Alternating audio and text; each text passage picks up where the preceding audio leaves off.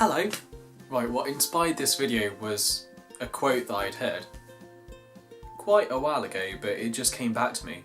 And it's true. It's genuinely true, and I can prove it to you with science. Using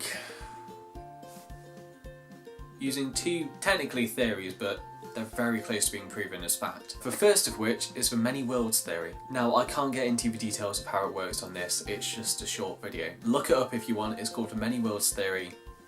Google it, it's everywhere. But the effect is this. There are an infinite number of universes. There are so many possibilities. Now, what this also means is that the universes are infinitely diverse. Any universe that can happen, has happened, or is happening, or will happen. Time really doesn't come into this. Anything that can possibly happen, has happened, and will happen, and is happening in some reality somewhere.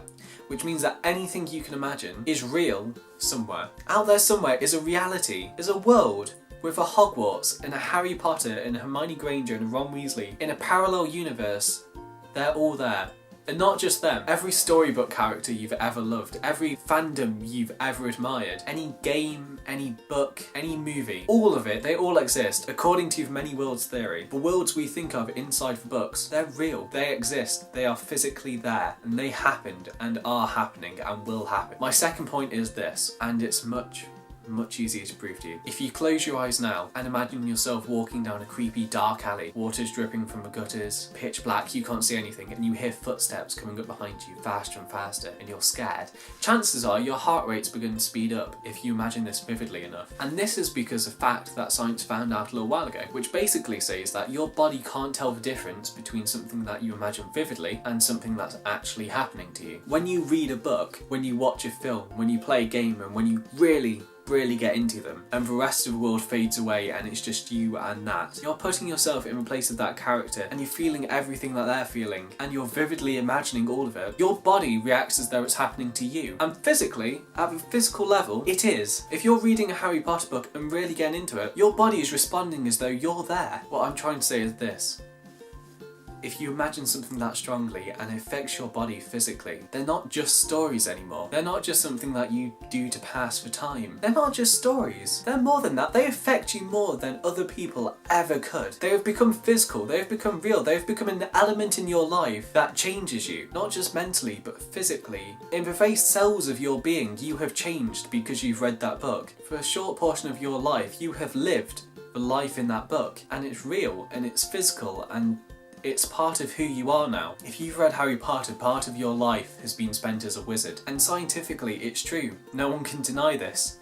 Part of your life, you were a wizard, and that's incredible. And this is the beautiful thing, and the thing that I love the most. If you're in a Doctor Who fandom, you've imagined yourself as the Doctor. If you're in a Harry Potter fandom, you've imagined yourself as Harry Potter. And the thing is, if you're in that fandom, and you've done this so much, you spent a large portion of your life as a wizard, or as the Doctor. You've spent part of your life as a Time Lord, and this is scientific fact. And that's my second point. Your body thinks that that's happened. And if your body thinks that it's happened, it has. It physically has. So it's true. Those who don't read, those who don't watch films or play games, those who just focus on the life that's around them, on what they call reality, they've only ever lived that one life. That's all they have. But for those of us who read and watch films and play games, we've experienced so many worlds. We have travelled in time with Doctor. We have cast spells, and so many times we have narrowly avoided death. And it's here, our bodies remember every second of it, because for a time we were there. We were physically there.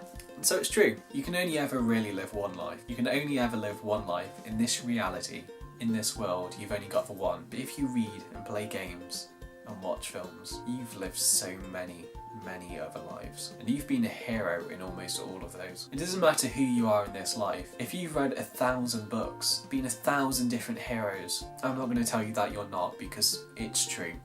You genuinely are.